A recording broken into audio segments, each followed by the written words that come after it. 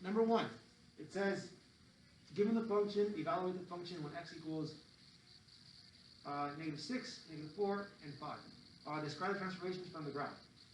So I said there's two parts to it. So what we're going to do here is we take h of x, it's going to be h of -6, and it's going to be 3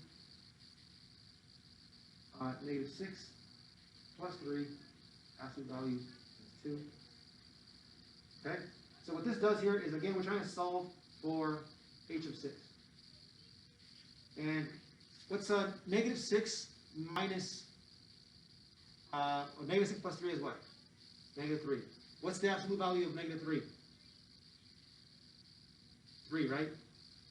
2 times 3 is 9. What's 9 minus 2? 7. That's the answer. H of -4. Okay, same thing. 3 minus 4 plus 3, absolute value 2.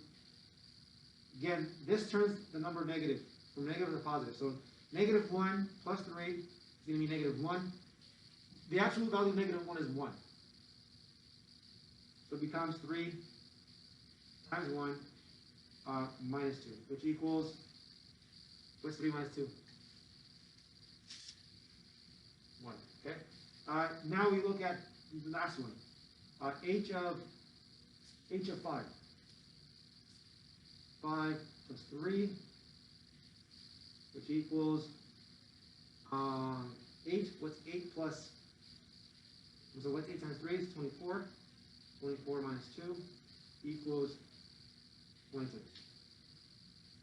Let's ask for the transformations. Okay? And so we say, well, look, a equals 3, which means a vertical stretch by 3. We're going to say h equals -3. So we're going to say translation.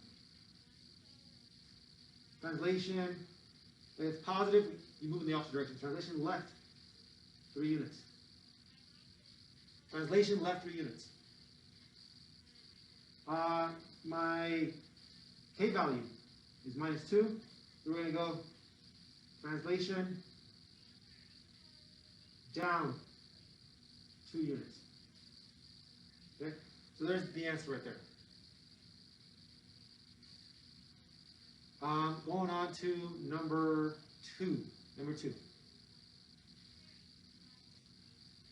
It says here, write an absolute value equation for h. So again, what's h? H is right here, this one here. See, that's this one here. It's h of x. This one. Then write its piecewise function. Okay, so we're going to go ahead and do that. So the first equation is going to be h of x, okay, equals, we shifted it over how many units? 1, 2. What's my slope? My slope is going, so there's going to be 1, 2, 3, 4. So 1, 2, 3, 4. So what's my slope? My slope is going to be up 1 over 1. So my slope is going to be 1. So it's just going to be absolute value, okay, x. Did we go up or down? We didn't go up or down, so we're going to say there is no k value. And since it's going to be -2, what's going to be my symbol here? Positive or negative? Positive. Thank you. Positive. You move in the opposite direction. That's it. So that's going to be the first part. Absolute value equation. There it is. Part 2. Then write it as a piecewise function, which means we got to write it in 2 separate equations. 2 separate ones. Okay? So to write the first equation is going to be, it crosses where? It crosses right there at 2. So you're going to say that it crosses, and again, to write a linear equation, you need mx plus b. Okay? What's my b value? Right? This one's going to be 2. What's my slope? Up 1 over 1, up 1 over 1. So it's going to be x plus 2. Okay? So that's the first equation, x plus 2. What's my restriction? Okay? We're going from x is going to be greater than or equal to negative 2. Okay? Greater than. How do I find my second equation? Okay? If it crosses at positive 2, it must cross at where? At negative 2, right? This keeps going. Down 1 over 1. Down 1 over, it's going to cross there. It must have symmetry, right? Symmetry. Which means it crosses at negative 2. What's my slope? It's going down 1 over 1. So it's going to be negative x. Okay? Negative x. So you'd say, for this restriction, x is what? X is less than negative 2. Okay, that's the answer for number 2. Number 3. Number 3. If you have questions, please stop me. Number 3. Graph and compare the domain and range of the functions y equals. So we're going to graph this one here, and we're going to go ahead and graph this piecewise function. So let's go ahead and do that. The first one. How do we graph it? Let's do a rough graph. We're going to say that we're going to go ahead and be first graph. It's going to be minus 3. So if it's minus 3, we're going to go 1, 2, 3. Okay? 3. And it says minus 4. So we're going to go down 1, 2, 3, 4. So the vertex is going to be here. So we're going to go up.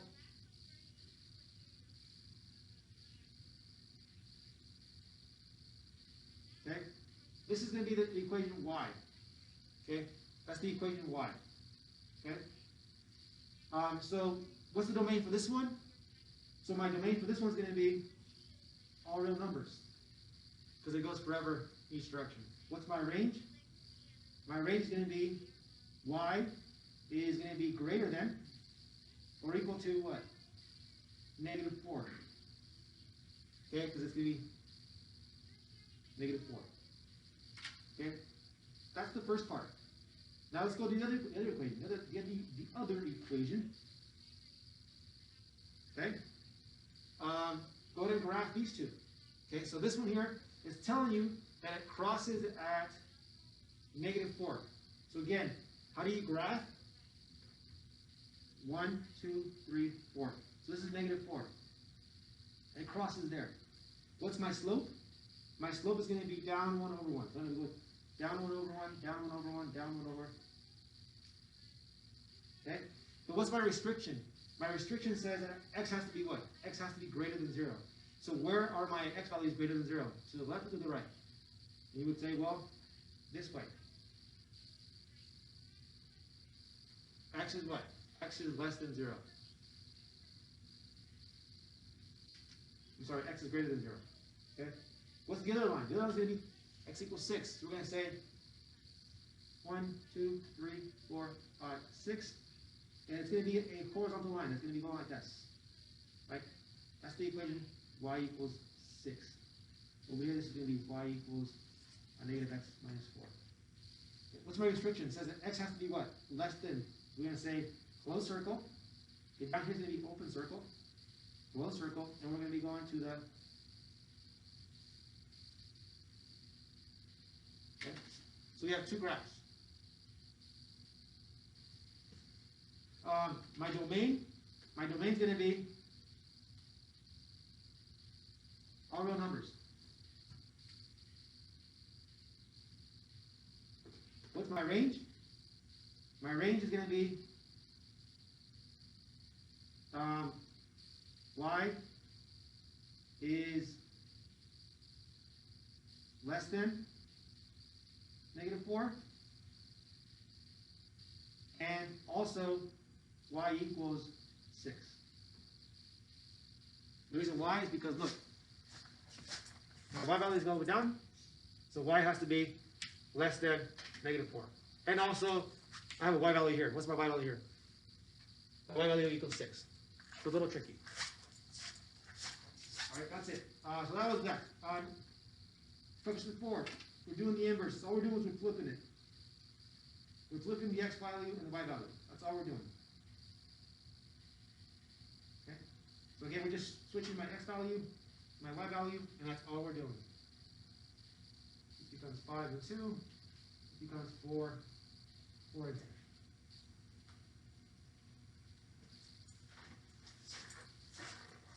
Let's keep going. This is where people got the most mistakes here, but it's fine. I'm going to try to show my work here and make sure that we understand what's going on. So to find the inverse, what you need to do first is you need to replace the f of x. Okay, then you switch your, okay, and then you solve for y.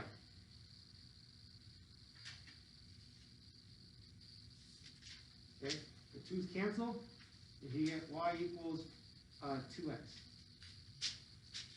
Okay, so this is the inverse. You can say that, hey, f inverse equals 2x. Right? That's the inverse. Or the negative 1, f of negative 1, right? That's the inverse. So then it comes to graphing, right? We're going to graph these two equations. We're going to graph this equation, and we're going to graph this equation and see how they look like. We're going to compare.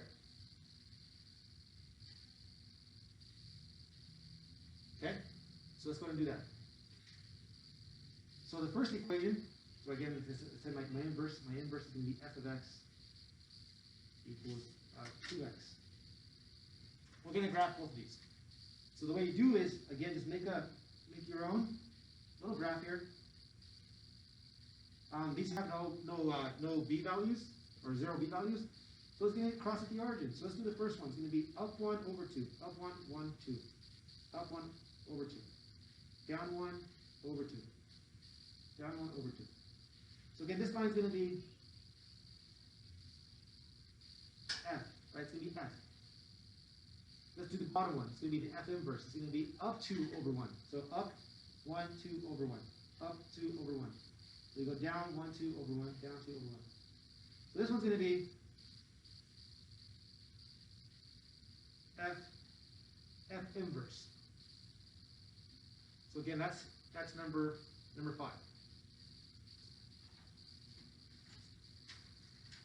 Number 6. Again, we're going to find the inverse. Y equals 3x plus 4. Replace your x and your y. Solve for y. Solve for y. X minus 4. Divide both sides by 3. Okay? 3's cancel. So you get left with y equals x over 3, or 1/3 x, minus 4 divided by 3. 4 divided by 3. Okay, how do we graph that?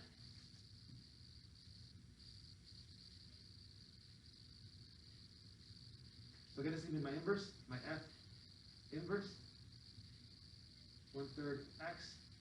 And you just take 4/3, take a calculator, 4 divided by 3, 1.3. So minus 1.3, 3, repeating. And we graph both of them.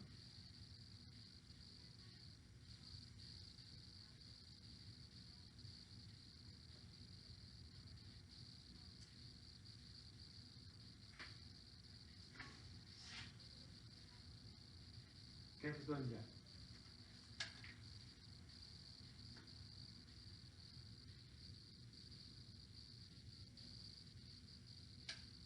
So let's do the first one. 1, 2, 3, 4. I'm going to be right there. And my slope is going to be 3. I don't have any space to go above there. So what I'm going to do is I'm going to go ahead and go down. Down 1, 2, 3, and over 1. Down 1, 2, 3, and over 1. And so you get enough lines down 1, 2, 3, and over 1. You get enough lines that you create a line. Again, this line is going to be your f. Okay? Let's graph the bottom one. The bottom one is going to be 1.3. So we're going to find negative 1, negative 2. So it's going to be roughly right there. Right? Roughly right there. Now, what's my slope? Up 1 over 3. I'm going to go up 1, 1, 2, 3.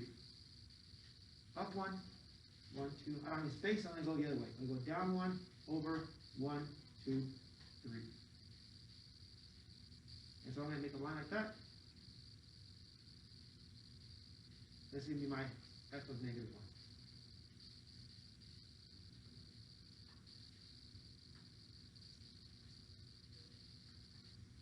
Does that make sense so far? So far, so good? All right, let's do one more. Let's do 7. So 7, same thing. We're going to solve for, we have x equals 3 minus 1 over 3 y. We're going to solve for that. We're going to subtract both sides by 3. 3's cancel. You get x minus 3 equals 1/3 y. I'm going to multiply both sides by 3. Use both sides. The 3's cancel. So you get left with y. Okay, y equals 3 times x. You get 3x. You get 3 times negative 3. It's going to be minus 9. So now we're going to go ahead and do my inverse. Again, my inverse f of negative 1 is my inverse equals 3x minus 9. And write that down on the bottom there. You can bracket f of negative 1 equals 3x minus 9. Now, the problem with this one here is the scale. So we're going to scale the, we're going to scale this as best we can. And since we're going to be a positive, I'm going to go ahead and do this right. I'm going to make each unit count as 2. So 2, 4, 6, 8, and then 10, 12. So 2, 4, 6, 8. And I'm going to do the same thing for maybe the other one. But it's going to make it hard, but we're going to go and try it anyway. So we're going to be at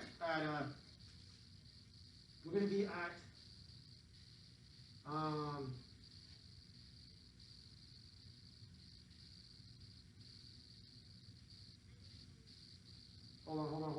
on.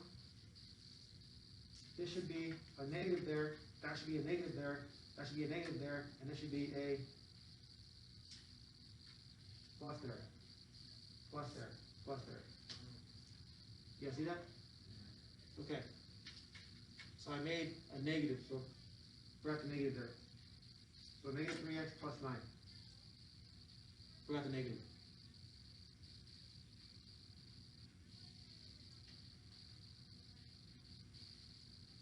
Don't forget negatives. I was making a mistake. So this turns into a negative, it turns out a positive. Great. So now we have a slope. We're going to have a plus 3, so we're going to be right there. And we're going to be going down 1 over 3. So down 1 and over 1, 2, 3. Down 1 over 3. So I'm going to say I run out of space. So I'm going to go up 1, and over 3. 1, 2, 3. So I have a line that looks like this. And this is going to be my line of F. Let's go and graph this guy down there. We get 9. We're going to be at 9. We're going to be right there in the middle. And my slope is going to be down 3 over 1. So down 1, 2, 3 over 1. Down 1, 2, 3 over 1. Down 1, 2, 3 over 1. And so I have my ruler here with me, but I'm not going to use it because I have straight hands. And it looks like that. That's a, now, had we used maybe a different scale, because I used a 3, but I used 1, 2, 3, 1, 2, 3. Then I scaled it differently just to fit it. But you can use Desmos to go ahead and see if they would have symmetry. Who knows? They might have. Just the scale. Again, I used 2, 4, 6, 8, 9. All right, sorry, 8, 10, 12. Then I used the scale down here for my x-axis is units of 1, just to go ahead and fit the graph in there. But you can use Desmos to go ahead and check that you have the right graph. Okay, so there we go. There's that. Let's keep going. Down here we have the story problem. Again, what you're doing here is you're trying to see for A, x equals 24. So you're trying to see where does x equal, where does x fit, where is it true? And so you would say, well, it would be which one? What would be the first one? Is x greater than or equal to 0? Yes. Is 24 less than 25? The answer is yes. So it's going to be the first one. So we're going to say f of 24 equals 10 times 24 plus 5. Right? So we say 240 plus 5 is going to be what? 245. Okay? Now we take this right here. So we're going to say f of 33. Okay, so where's 33 valid? Which one? It's going to be this one here, right? 33 is greater than 25, but less than 50. Do we agree? Okay? So we're going to say it's going to be there. So we're going to say 8 times 33 plus 5.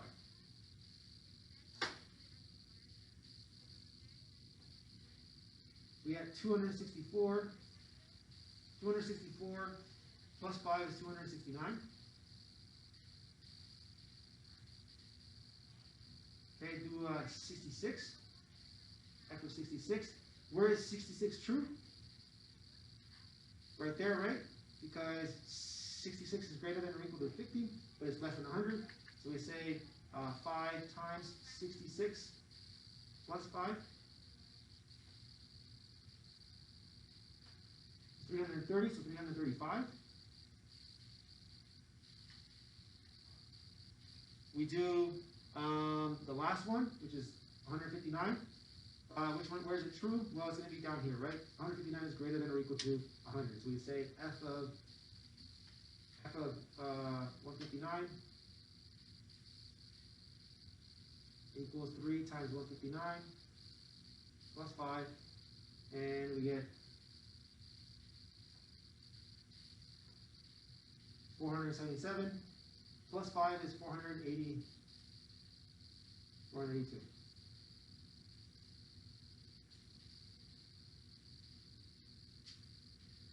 And then C, answer C varies. So this can vary, right? It can be like tax, it can be starting cost, it can be opening, it can be order fee, it can be whatever, right? It can be any of these. Last one, guys, last question. I know you guys are sitting there. Last question is, write a function at g that represents a vertical stretch by a factor of 3. So again, a equals 3. Then we have a horizontal shift of 7. So we're going to the right. And so it's going to be on the right. What's going to be my symbol? Negative, right? It has to be negative. So it's going to be g of x equals 3, then x minus 7. And that's it. That's the answer. Make sure we go ahead and correct. There's a test correction sheet attached, so you can use that, and then resubmit for partial credit. Hope that was helpful.